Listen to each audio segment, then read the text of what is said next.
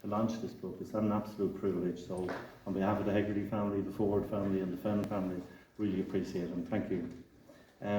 Need to thank the staff here for actually, when I put pen to paper initially, the last thing I dreamt of was launching a book here in the Cork City Library. So I want to thank Eileen Cassidy particularly for offering to launch the book here, and that it will be available in the Cork City Libraries. To Angela Hannon for organising everything on the ground for us, in conjunction with Dan Breen of the museum, in enraging some of the artefacts that are on display, and excuse me, I believe will be on display now until after Easter, which is a compliment to us, and thank you very much again for that. There are other people like Adam Duggan, who was here playing the bagpipes. Adam wasn't just playing the bagpipes last week, he was here arranging the artefacts for us, and actually, well, you can just look at the volunteers over it. This is the type of stuff that he provides. And particularly then, I just want to say to my niece, Lisa O'Sullivan, I came down here last week and thinking that it was going to take about a half an hour to sort it all out.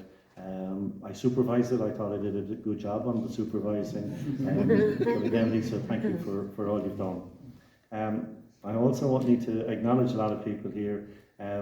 Billy O'Brien and his team in the Tolka Historical Association, along with Kathleen, were helped to get this story out very early, which is where other people have picked it up. And I'm talking particularly about Kieran O'Connell of 1916, 2016, Ballyhan Commemorative Committee, who've been great, and Fergal O'Connor of Tolka Tidy Towns.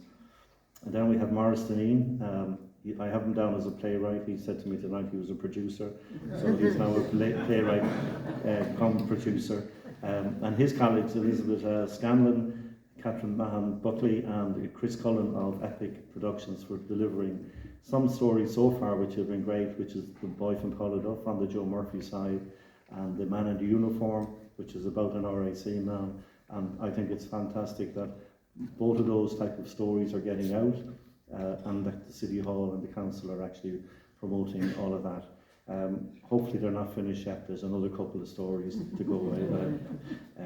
I'll get Con on that case for you, right? All of these people are really committed to further progress and promote Cork history, and so I want to thank them for their endeavours. And I think the city is lucky to have people like them, so that we can look at have permanent records of what has gone on here in the last 100 years. To the team at Lettertech, who were the publishers of the book, it's self-published. So that's Frank, Fanula, Shelley and Jeremy. I know Jeremy is here as well, travelled up from Kerry. For your patience in publishing the book. I did put you to the test, but you delivered as far as I'm concerned in spades for me. So thank you very much. There's another man called Donald Murray. He's a former teammate and Bard's man here, and Bard's come out a lot in the particular story. And Donald read the story originally on a draft basis, and he said to me, the baby has to be born, Jim. And he said that to me last night again, and if he says it to me once more. But he did insist, he introduced me to Lettertech, and I really want to thank him for that, but also for the behind the scenes work that he did for me in pointing out a lot of things for me. So I'm not going to get serious in the sense that I'm going to quote Abraham Lincoln, who said, "History is not history unless it's the truth." And what I've tried to do here is to endeavour to abide by that, regardless of what I unearthed in the research I was doing on the family, because we didn't know an awful lot, we had bits and pieces. So I wrote the book really, when it was a story, it was only just going to be a diary about my father, John Joe Hegarty, and his sisters, Nan and Mamie, Mary Frances, but also their parents, Patrick and Elizabeth Hegarty. They're my grandparents. I've never met them. My siblings are all here. They're an awful lot older than I am, and they haven't met them either. So but the grandparents actually allowed our home and their home and lands, because remember, all of these people are only in their early 20s at this stage, and younger, in fact, in some cases. But they allowed their home to be used as a brigade meeting house, bomb factory, arms dump, safe house, and an intelligence hub, especially between the Cork and Tipperary brigades. And this is where the women really came into it before. My aunt Nan, her letters and the stuff that has come out in this for me was travelling from Cork to Tipperary on a regular basis, bringing arms to the Tipperary brigades. And some of the letters that we found from a man called James Leahy, who was the commanding officer in the Thurles area.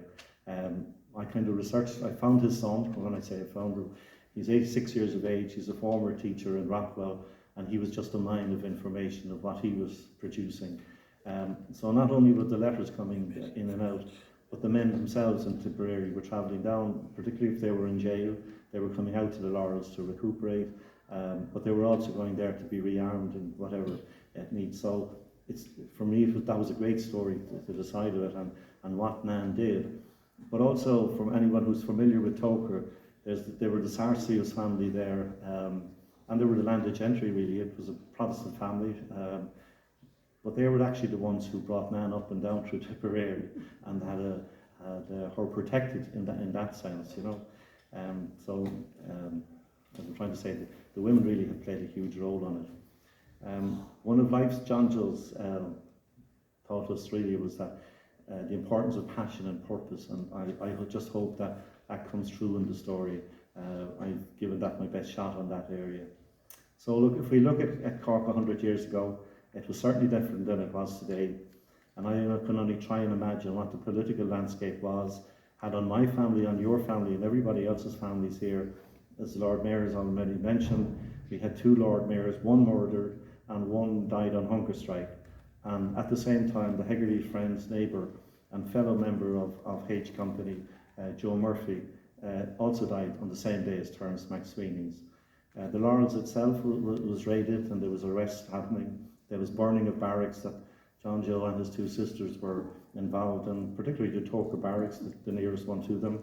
They were raiding the railway line between Cork and West Cork, particularly from the Ballincollig area, and taking whatever they needed to take from it, and just interfering with everything that was going on, basically. And John Joe and the 2 ladies were also intelligence officers of the 1st Brigade, right?